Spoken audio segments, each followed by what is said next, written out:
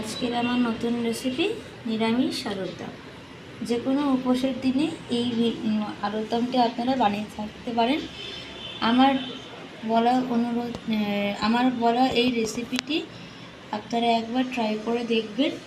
যদি ভালো লাগে লাইক এবং কমেন্ট করতে ভুলবেন না। পুরো ভিডিওটি দেখার অনুরোধ রইল। এখানে আমি মশলা করে নিচ্ছি জিরে, ধনে, আদা, কাঁচা লঙ্কা, টমেটো এবং পাঁচফোড়ন।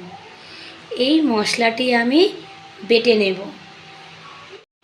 এখানে বাটা হয়ে গেছে আমার মশলাটি। এখানে আমি সর্ষের তেল গরম করে নিয়েছি। প্রথমে আমি আলুগুলো ভেজে নেব। যদি আপনাদের আলুর সাইজগুলো বড় হয় তাহলে কেটে নেবেন। আমার এখানে ছোট ছোট আলু, তাই আমি কাটিনি, আমি গোটা আলুই ভেজে নিচ্ছি। আলুগুলোকে লাল করে ভেজে নেব।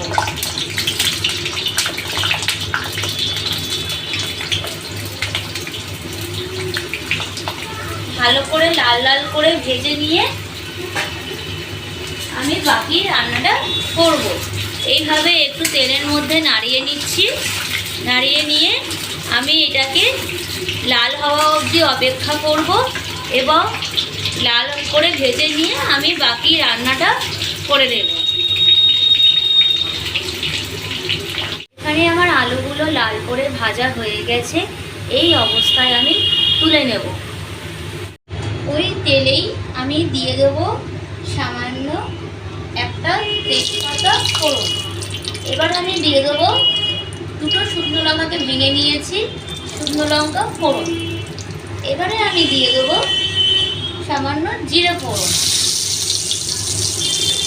সামান্য একটু জিরে ফোড়ন দিয়ে দিলাম। এবারে আমি এর মধ্যে আমার বেটে রাখা মশলাটি দিয়ে দেবো। জিরে, আদা, তেজপাতা, টমেটো, কাঁচা লঙ্কা বাটা দিয়ে দিলাম। সরি, এর মধ্যে তেজপাতা বাটা নেই, জিরে, আদা, টমেটো, কাঁচা লঙ্কা, টমেটো বাটা আছে, এটা আমি দিয়ে দিলাম। এবার আমি মশলাটাকে ভালোভাবে কষিয়ে নেব।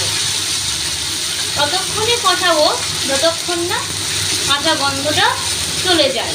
তবে জিরে বাটা বেশিক্ষণ না বাটলেও না কষালেও চলে, কারণ খুব অল্পতেই ওর গন্ধ চলে যায় এবং হাই ফ্লেমে রান্না কষালে তো আরও তাড়াতাড়ি চলে যায়। আমি এই রান্নাটি হাই ফ্লেমে করছি। তো জিরে বাটা যতক্ষণই কষাবো ততক্ষণ না কাঁচা গন্ধটা চলে যাচ্ছে। এখানে আমার মশলাটি কষানো হয়ে গেছে।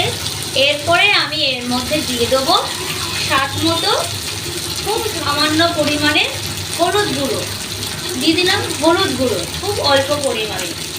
এবার আমি এর মধ্যে অ্যাড করে দেবো সামান্য লঙ্কা গুঁড়ো।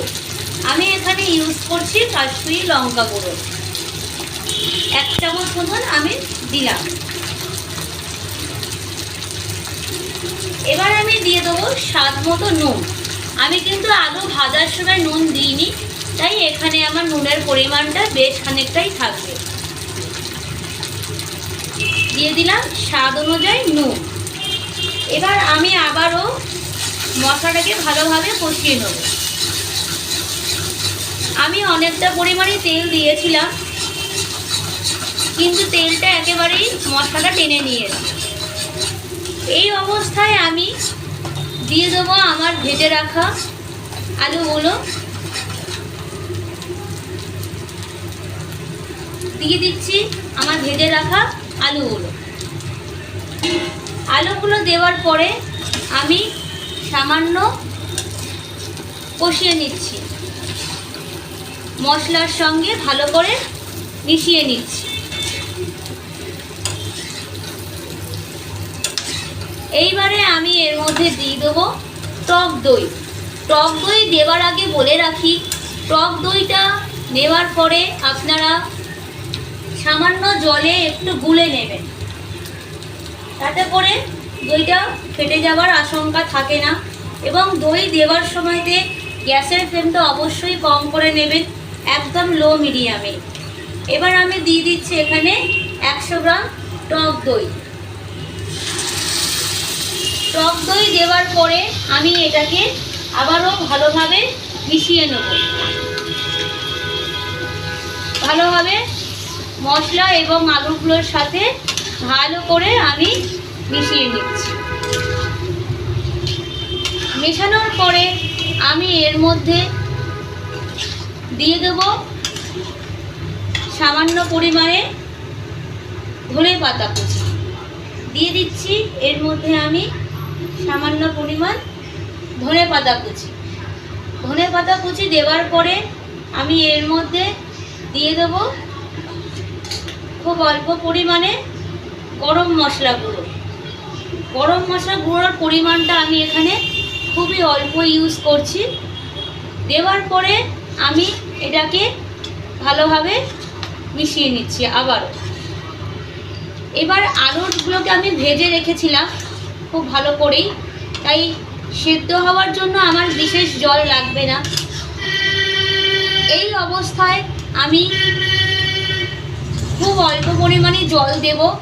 যতটা গ্রেভি আপনাদের দরকার ঠিক ততটাই জল আপনারাই ইউজ করবেন আপনাদের গ্রেভির পরিমাণ বুঝে। এখানে আমি সামান্য পরিমাণ জল অ্যাড করে দিচ্ছি।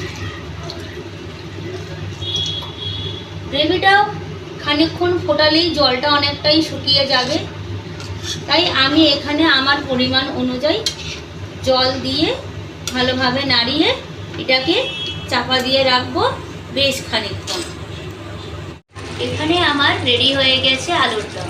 এই পর্যায়ে আমি গ্যাসটা অফ করে দেব এবং আমি এটাকে সার্ভ করে ফিরে আসব।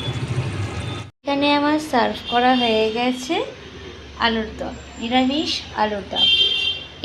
এটাকে আমি লুচির সাথে সার্ভ করেছি। আপনারা চাইলে এটাকে ভাতের সাথেও খেতে পারেন বা পোলাওয়ের সাথেও খেতে পারেন। তো আমার এই ভিডিওটি কেমন লাগলো অবশ্যই লাইক এবং কমেন্টের মাধ্যমে জানাবেন। পুরো ভিডিওটি দেখার অনুরোধ রইল। অসংখ্য ধন্যবাদ। ভালো লাগলে লাইক এবং কমেন্ট করবেন এবং চ্যানেলটি সাবস্ক্রাইব করতে ভুলবেন না।